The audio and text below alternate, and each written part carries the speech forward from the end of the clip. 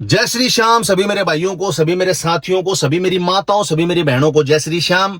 और भाई आपको एक विशेष बात और बता देते हैं। आज क्या है, कभी भी जैसे ये क्रूज गाड़ी है अपने वाली, ये पुश बटन स्टार्ट गाड़ी है, आप सभी भाइयों को पता है, ठीक है।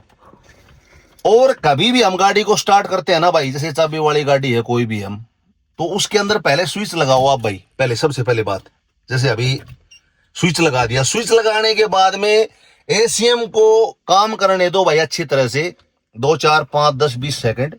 और चाबी वाली गाड़ी होती है, हम बैठते हैं क्या काम करते हैं भाई, चाबी को घुमा देते हैं तुरंत प्रभाव से। वो काम बिल्कुल भी नहीं करना, इससे कई चीजों का नुकसान होगा भाई। पहले गाड़ी का स्विच लगाओ, स्विच को ऑन करो।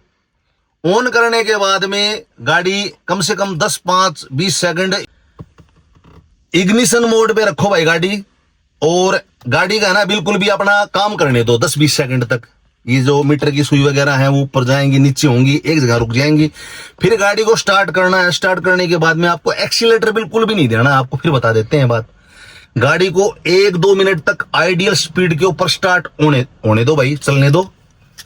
सर्दी के अंदर गाड़ी को कम से कम 10-15 मिनट स्टार्ट करना है। हाँ, कूलेंट वगैरह का पहले हमने बता दिया था, कूलेंट वगैरह अच्छी तरह से चेक करना है, इंजन ऑयल चेक करना है। और गर्मी के अंदर 2 मिनट स्टार्ट कर लो, यानी कि दिन के अंदर गाड़ी स्टार्ट करते हैं तो 1 मिनट 1.5 मिनट 2 मिनट 2 मिनट का मतलब ये होता है कि भाई गाड़ी का जो अपना काम है, वर्क है, इंजन का, पंप का और जो वायरिंग सिस्टम है, एशियम बीशियम, अपना वर्क सही तरह से करने लग जाए। फिर उसके बाद में अपने को गाड़ी चलानी है। और कभी भी गाड़ी लेकर के हम आते हैं, आपको बता देता हूं विशेष बात कही, जैसे मान लिया हमने 100-200 किलोमीटर गाड़ी कंटिन्यूटी में चला ली, जब हम गाड़ी को बंद करते हैं ना, एकदम से बंद नहीं करना चाहिए भाई। आपको बता देता हूं, गाड़ी कम से कम आधे मिनट 1 मिनट 2 मिनट तक आइडियल स्पीड के ऊपर न्यूट्रल करके गाड़ी को स्टार्ट रहने दो भाई। उसके बाद में गाड़ी बंद करनी है हमें। ये विशेष बात होती है। ये कहने के अंदर तो बातें बहुत ये है कि नॉर्मल सी बातें लगती है, लेकिन हमारी गाड़ी को नुकसान पहुंचता है, आपको बता देते हैं।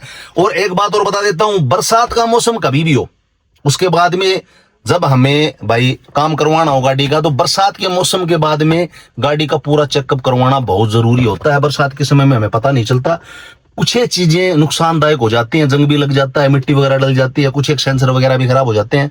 तो आज के लिए वीडियो में इतना ही है, कल फिर मिलते हैं नई वीडियो के साथ। तब तक के लिए जय श्री श्याम। सभी भाइयों को हाथ जोड़ के राम राम भाई।